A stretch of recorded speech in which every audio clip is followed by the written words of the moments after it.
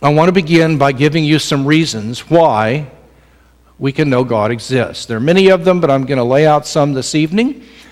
And the first one I want to lay out is it's become a very famous argument now. And this is an argument that is sometimes given a fancy name called the Kalam Cosmological Argument. That's the name of it. But the argument basically goes like this. It says that the universe exists now. We actually have a universe that exists right now. Here we are. The universe either had a beginning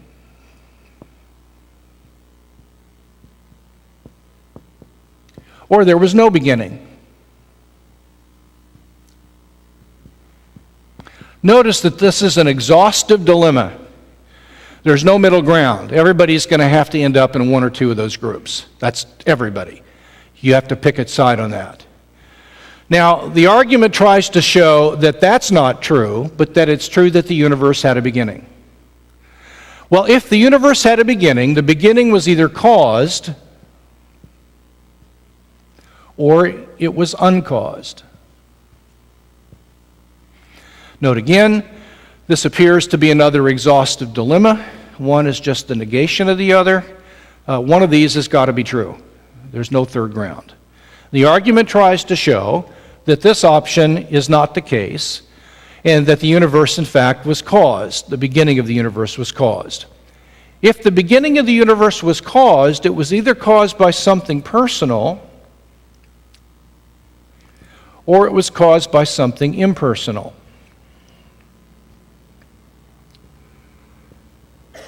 And the argument tries to show that there was a personal cause for the beginning of the universe. There was a personal cause for the beginning of the universe. Now, let me give you 3 reasons to believe the universe began to exist. Let's start through this argument. This is the argument. And the first piece of evidence is that the universe that we live in had a beginning. By the universe, I don't mean anything persnickety at this point. By the universe, I just mean the sum total of space, time, and matter. That will do for our purposes. So the universe is the sum total of space, time, and matter. Now, the idea here is that this universe began to exist. And the first piece of evidence for the beginning of the universe is a philosophical argument. It's called in philosophy an a priori argument. It doesn't depend upon the senses. It's a philosophical argument that the universe had a beginning. This argument was known all the way back before the time of Christ, so it's been around a long time. And the argument basically it turns on the idea that it's impossible to cross infinity. Nothing could cross infinity. Now, infinity is infinitely larger than any finite number. In fact, we could show that infinity plus or minus any number is infinity. So if you take infinity and subtract 50 from it, you've still got infinity. If you take infinity and add 50 quadrillion zillion, you still have infinity. Now, it's impossible to cross infinity. To illustrate this, suppose that I went to heaven and God said to me, Moreland, it's good to have you here. You're a good guy. You loved my son Jesus, but some of those lectures you gave were pretty weak. And so I've got an assignment for you. I want you to begin counting the natural numbers now forever. Get started. So I go 1, 2, 3, 4, 5, 6, 7, 8, and I get up to 50 quadrillion zillion. And another guy dies, and he's given the same assignment. And the poor guy is up to the number 75. And I'm up at 50 quadrillion zillion. And I look over at this guy smugly and think to myself, you poor sucker, you are way behind me. Until it dawns on me, we both have the same number of numbers left to count. An infinite number. I've made absolutely no progress. Because no matter how far I count, I still have the same number of numbers to count, an infinite number. So I'm not really ahead of the guy. We both have the same number of numbers left to count, and my head explodes. That's because it's impossible to cross infinity. Now, if you can't go from 0 to positive infinity, you can't cross from minus infinity to 0. It's the same, because it's the same distance. Now, so let's suppose that this is time, and this is the present moment right now. And we'll just freeze this present second at 0. Let's suppose that this is a year ago, this is minus 50,000 years ago, this is minus 50 billion years ago, this is minus 50 quadrillion, and so on. Now, if the universe never had a beginning, how far back does this line go? Is there an edge on it? If there were an edge, what would that be? If there were an edge on this, what would that be? That would be the beginning, wouldn't it? So there's no edge, is there? This literally goes, not whatever, but forever. Okay? It goes for infinity. And this is the symbol for infinity. This goes to minus infinity. Now, if you can't cross infinity, if the universe never began to exist, this present moment could have never been reached. Because in order for the universe to reach this present moment, it would have to have unfolded through an infinite number of earlier moments, which is impossible. Now, just think about it again. If it's impossible to cross infinity, then the universe, in order to reach now, had to go through yesterday, and the day before that, and the day before that. And that means that in order for the universe to reach the present moment, it had to run through all the earlier moments that have already happened to get here right now. If the universe never had a beginning, that means in order to reach 0, the present moment, the universe would have to go from minus infinity to 0, and that's impossible. Even God himself can't cross infinity. And I'll explain in a little bit why that's true. But this is even something impossible for God to do. Now, some may be thinking, well, nothing's impossible with God. Not true. Not true.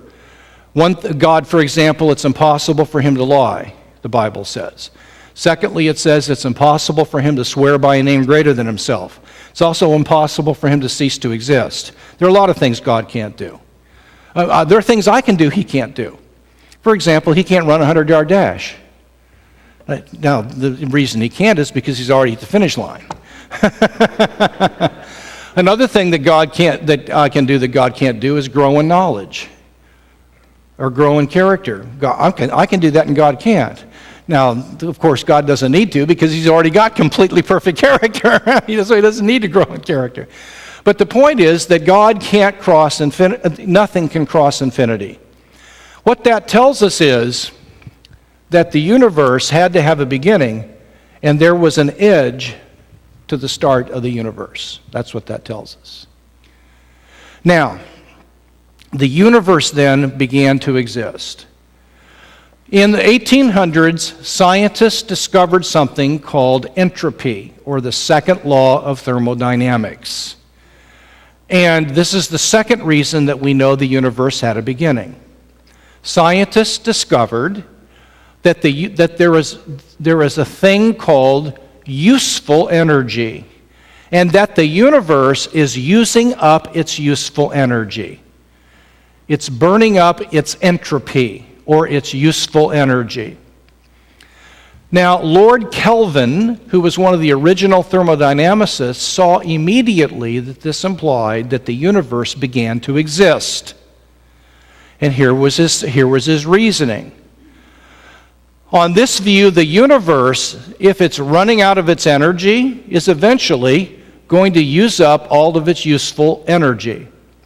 In fact, Time magazine years ago, 6-7 years ago, had a cover story, and the title of the story was How the Universe is Going to End. And it said that there's eventually going to be a day that will come in the future when, number one, all the lights are going to go out. There won't be any light anywhere. Number two, there will be no more heat. Everything will reach absolute zero. 3, there will be no motion, because every atom and every subatomic particle will be billions of miles away from every other atom and subatomic particle, and things will reach a standstill and then there will no longer be any motion. Because the universe is using up its useful energy. Now, the problem is then, the universe is like a tank of gasoline. And if you saw a car that had a tank of gas in it and you knew it couldn't get refilled and it was moving and still had fuel in it, you would know that that car hadn't been being driven for 75 years. Good grief, you'd know that it probably hadn't been driven more than 20 hours or 10. But certainly 75. One thing you'd know for sure is the car couldn't have been being driven for infinity, right? Because if the car had been being driven that long, what would have already happened to it? It would have already used up all of it. It would have run out of gas. Yeah, that's right. It would have already used up its useful fuel. Since the universe hasn't used up its useful fuel yet, it follows that it hasn't been here forever. It follows that the past has to be finite in duration, and that at the beginning of the universe there was a certain amount of useful fuel put into the universe, and since that time it's been being used up steadily. That's the picture that emerges. So the second law of thermodynamics provides confirming evidence from science for an argument that we've known for a long time from philosophy. The third piece of evidence from science, and this may be controversial among you, it's called the Big Bang Theory. The Big Bang Theory is controversial among Christians, but the simple fact of the matter is that if the Big Bang Theory is true, then it implies that the universe began to exist. Because the Big Bang Theory teaches that all of the galaxies are expanding away from one another as time goes on. They're accelerating away from one another, and if you extrapolate back, you reach a point where the universe comes into existence out of something that is as good as nothing. Comes into existence out of nothing. And so we have 3 lines of evidence that the universe began to exist. I do not accept the beginning of the universe as an item of faith. I believe it's something we now know to be true. Why? Because number 1, it's impossible to cross infinity. And if the universe never began to exist, the present moment could have never showed up. B, the second law of thermodynamics tells us the universe is using up its useful energy, and eventually it will use it all up. Since it hasn't done that yet, it could not have been here forever. It had to have a beginning. And 3, the standard Big Bang model, which is still, I think, the most widely accepted model, implies that space, time, and matter sprang into existence out of nothing something like 13.5 billion years ago. All of these imply that there was a beginning. And so for these reasons, then, I take it to be the case that there was, in fact, a beginning to the universe. It has not been here forever. And that raises the question, was the beginning of the universe caused to exist, or did the universe pop into existence out of nothing without a cause?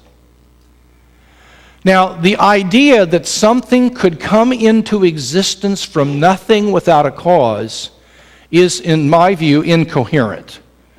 I have no idea what it even means to say something could pop into existence out of nothing without a cause. Think of it. If this were the case, if things like that could happen, then a goat could just appear, or the Empire State Building, or a sour prune, or whatever it might be. Things could just pop into existence out of nothing without any cause whatsoever. So the problem is that the idea that the universe could pop into existence out of nothing without any cause whatsoever is an idea for which that barely seems intelligible. The very idea of something coming from nothing seems incoherent. If I said the cake came from eggs and flour, then what we have to have are eggs and flour for the cake to come from it. But you can't have something coming from nothing, or you're not treating nothing like nothing. You're treating nothing like something. And if there's anything I know about nothing, that is that it's nothing. Okay. Now, thank you. I see that hand. Now, so the point is that the very idea that the universe could come into existence from nothing seems to me to be conceptually impossible. There is also no scientific evidence for it. There's no evidence whatsoever that something can come into existence out of nothing. Now, bless his heart, Stephen Hawking, who is a good scientist but a really, really bad philosopher, wrote a book recently where he claimed that the universe could, in fact, come into existence out of nothing. And then you take a look at his book, and what he's really claiming is that the universe could come into existence out of a quantum vacuum. Now, we don't need to talk about what a quantum vacuum is. The point is it's not nothing. It's actually a physical thing that's real. So when Hawking talks about the universe coming into existence out of nothing, he ain't talking about the universe coming into existence out of nothing. He's talking about the universe coming into existence out of something very specific, namely a quantum vacuum. That's a very, very different sort of thing. So I submit to you that there's never been any evidence of something coming into existence out of sheer nothing. Now, you know uranium can decay into lead. Okay? If you have uranium, it will decay eventually into lead. But that's not a case of getting lead out of nothing. That's a case where you get one thing transitioning into something else. So there is no evidence that anything has ever come into existence out of nothing without a cause. And indeed, the very idea seems incoherent. It seems much more plausible that if the universe came into existence, there had to be something to cause it to come into existence. Now, somebody might raise the question, well, if something caused the beginning of the universe, what caused God? Now, the problem is that the question, what caused God, is what philosophers call a category fallacy. It's a mistaken freshman logic, is what it is. The question, who caused or what caused God, is like the question, how many inches long is the note C? Or what is the smell of the color red? Those are category fallacies. When you ask a question like, how many inches long is the note C, or what does the note C weigh, you're applying the wrong category, weight, for example, to notes that don't have weight. So there's there's a confusion about the question. Now, the question, what made X? What made X? Who or what made X? Fill in the blank, whatever X is. You can only ask that question of X's that are by definition makeable things. So I could ask what made the planet Earth, because the Earth is something that could be made. I could ask, what made that tree, or who made the bread that's on sale out there, or who made the book, or something of that sort. Those are perfectly legitimate questions, because bread and trees and planets and books are by definition makeable kinds of things. But God, by definition, is the unmakeable creator of everything.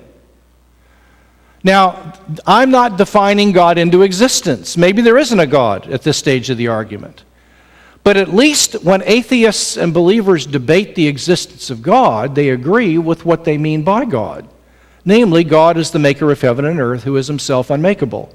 He is the uncreatable creator of everything else. Are you with me on that?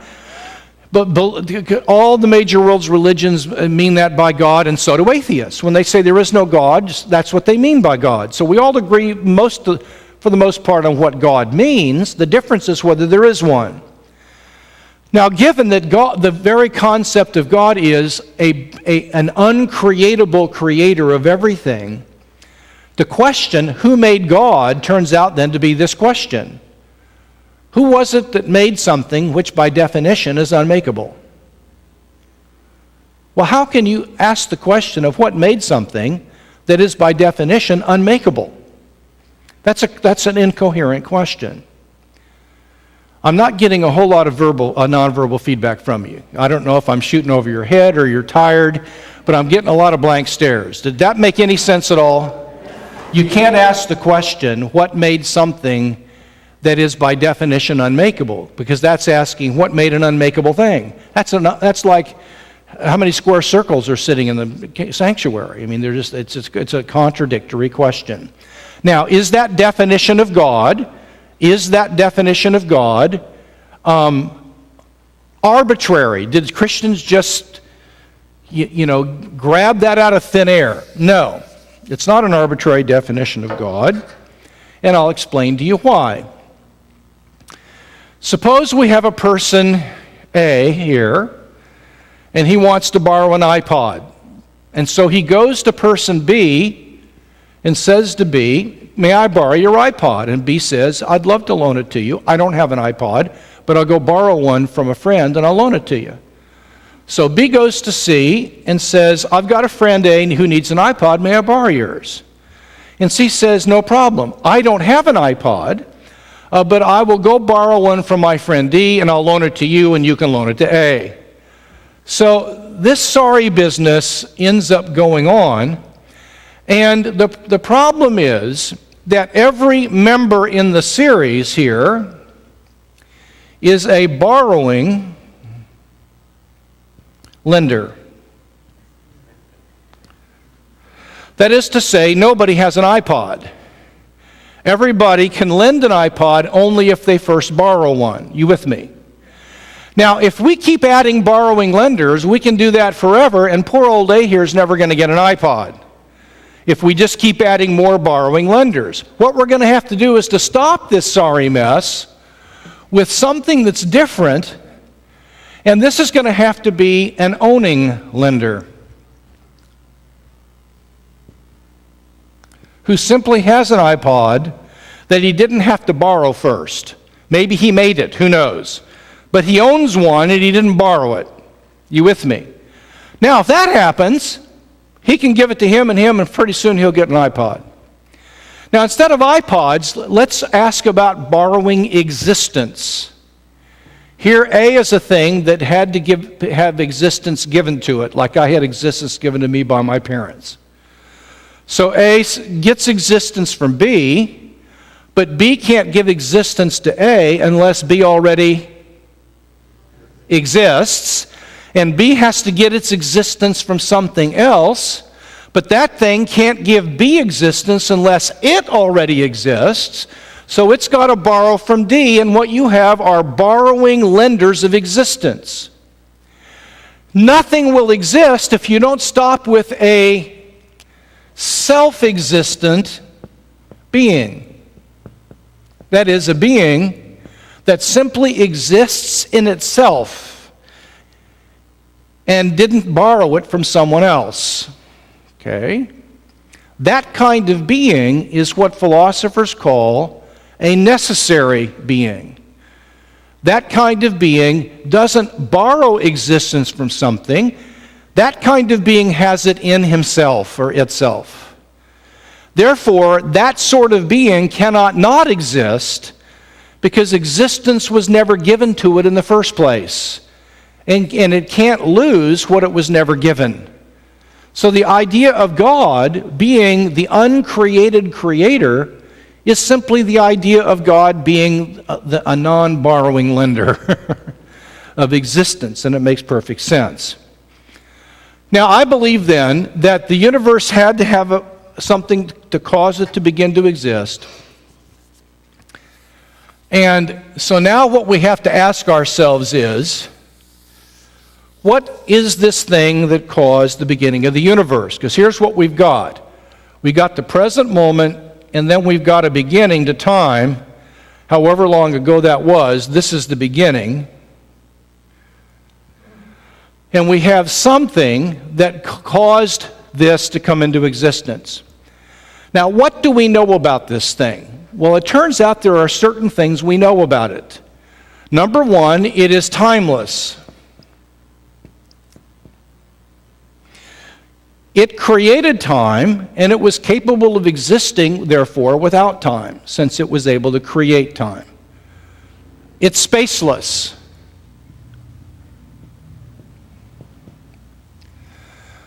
It is immaterial. Again, because it created space, time, and matter, it was capable of existing before it created these things, since these are created things. It is supernatural. Now, what do I mean by supernatural? Here's what I mean by it. Not subject to the laws of nature. Not subject to the laws of nature. How do we know that? Well, because this being created the universe along with its laws of nature. And thus it has to be able to transcend the very thing it created. And so it's not subject to the laws of nature. Finally, this being had to have the power of free will.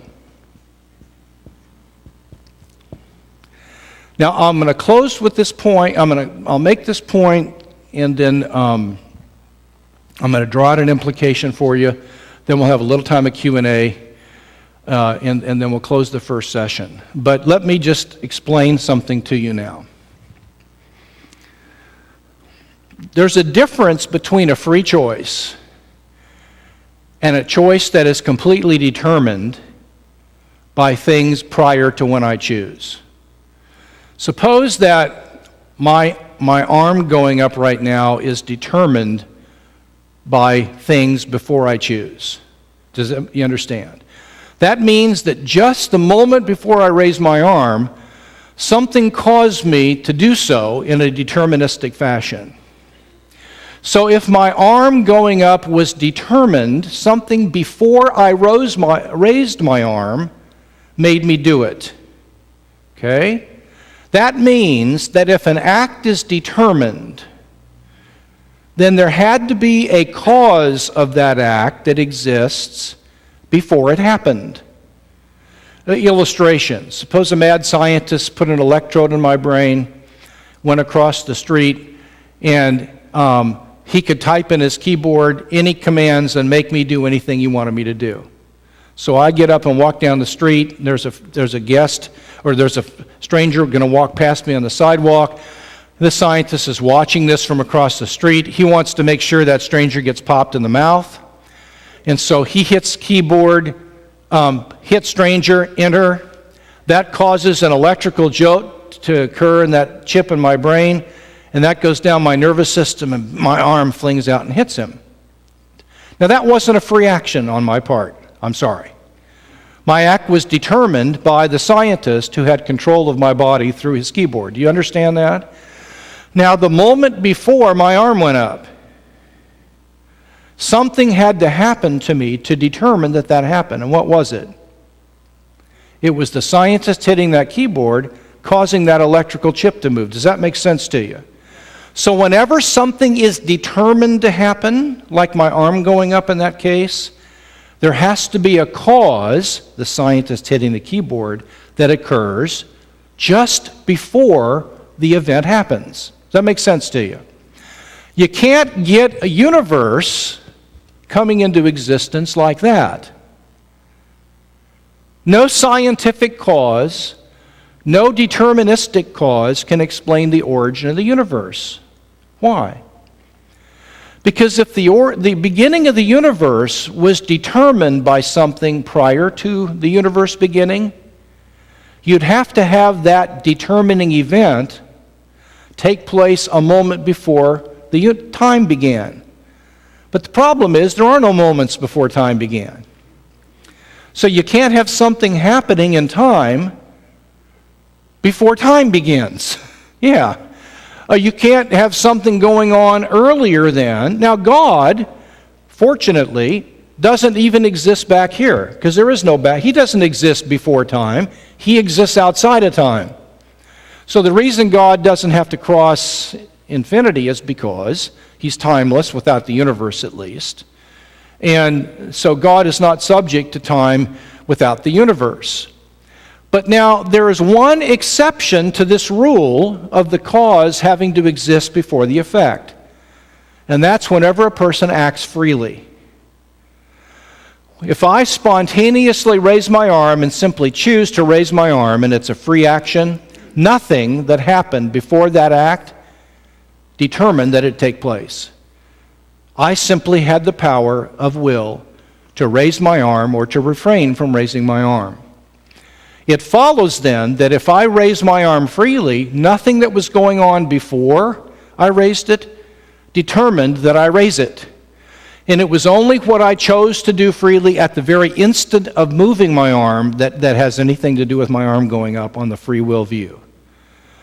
Yet that means the only way that you're going to get a beginning of time is if the being that caused the beginning of time had the power to simply will the universe to begin without anything happening earlier than him willing it to begin to cause him to do it. He had to have free will. He had to have the power to will the universe into existence. Now, there's one other characteristic that I want to give of this person, then I want to draw an implication, and we'll have some Q&A. Things with free will have minds and emotions. In fact, emotions move the will. They give it a motive for acting, and the mind gives direction to how it acts. Like I might freely choose to go to the store. Maybe I'm moved by a desire to want to help my wife, so that feeling moved me, didn't determine me, but it influenced me. And I chose to go to the store, and my choice was to go to the store. That means that free actions don't occur without there being thoughts and emotions in the neighborhood. But this is a supernatural person. It's not the God of Abraham, Isaac, and Jacob. It could be Allah for all we know at this point. And we'll talk about that on Sunday morning as to why Jesus. But at this point, what we have is a creator God. We have a God who exists that is the creator of the universe. Now, I want to make an application here. Then we'll take some questions, and then I'll recommend some resources for you, and we'll go until this evening where I want to cover more arguments in a briefer period of time. Here's the implication.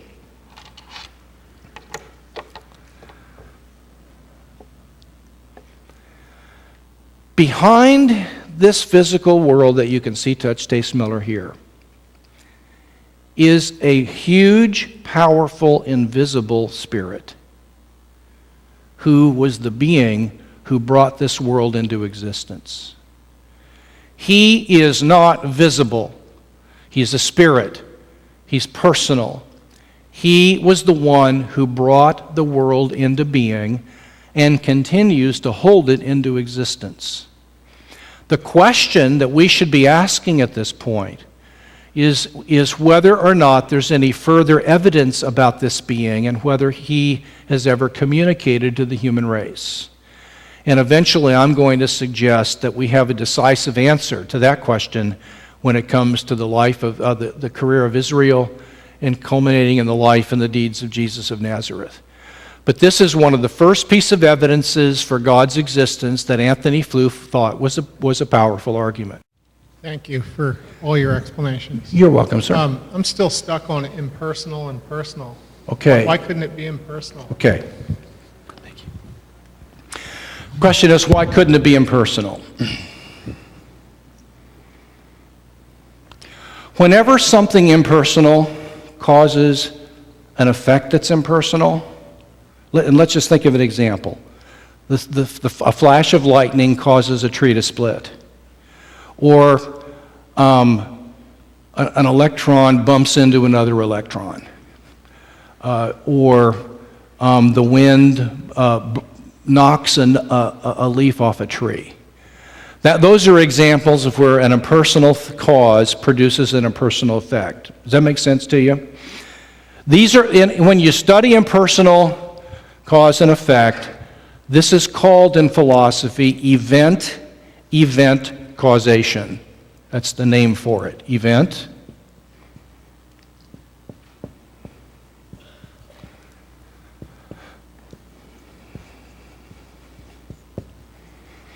And it's called that because the effect is an event and the cause is an event. So let's go back and think about it. The cause is the flash of lightning, and the effect is the splitting of the tree.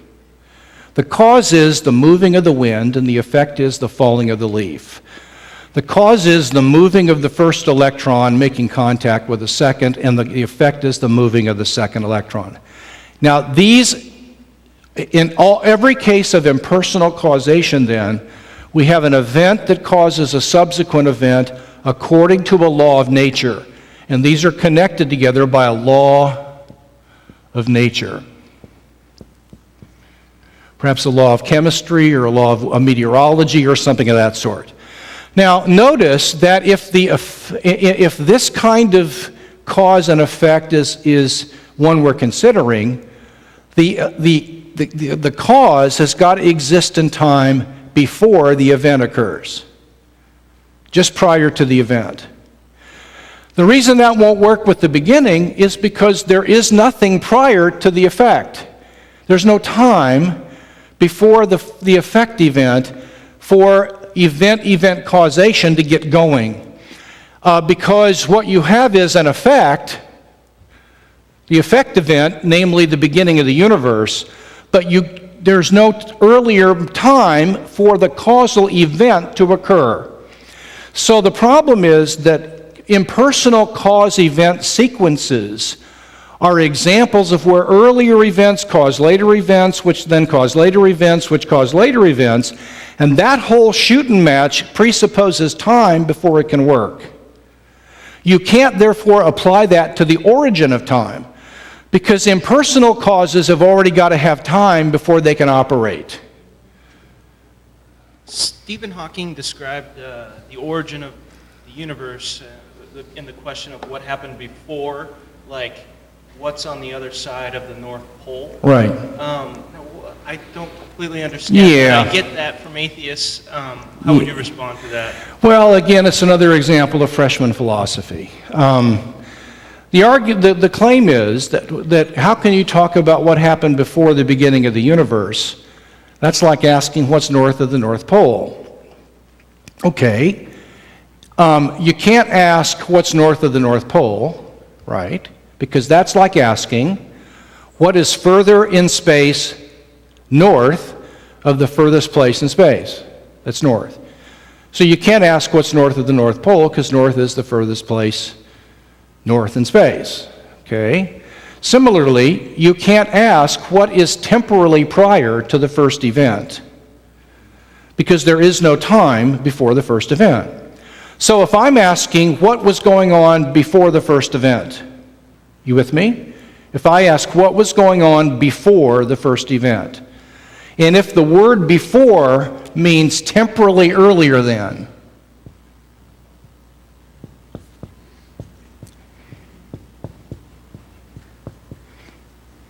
then it's a crazy statement. You can't even talk about what happened before the first event because there was no before in terms of temporally earlier than. Does that make sense to you? So they're right if that's the only notion of before that we've got going, and namely temporally earlier than, but it's not. The term before can mean ontologically prior to. So there's another use of the term before, which means ontologically, sorry to get technical here, ontologically prior to, where if A is ontologically prior to B, then B owes its existence to A, but not conversely. Now, let me give you an example of a case where you've got ontological priority between two things, but not temporal priority. Let me give you an example. God says, let there be a couch with a bowling ball sitting on it. And instantaneously a couch and a bowling ball sitting on that couch appears. Now you've got three things going. You got the couch and the bowling ball, and you have a sunken depression in the couch. You with me? The bowling ball is ontologically prior to the sunken depression in the couch. That means that the bowling ball doesn't owe its existence to that sunken place in the couch, but the sunken place in the couch does owe its existence to the bowling ball, but one wasn't earlier than the other. So that the relationship between the two is not temporal priority, it's ontological priority.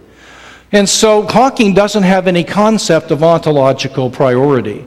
So we can ask the question, what was ontologically prior to the first event, and not mean by that what was temporally earlier to the first event. Ontological priority just means what existed that the first event owed its existence on, but it didn't owe its existence on the first event. And that being could be timeless, doesn't have to be earlier than. That's the problem with the claim.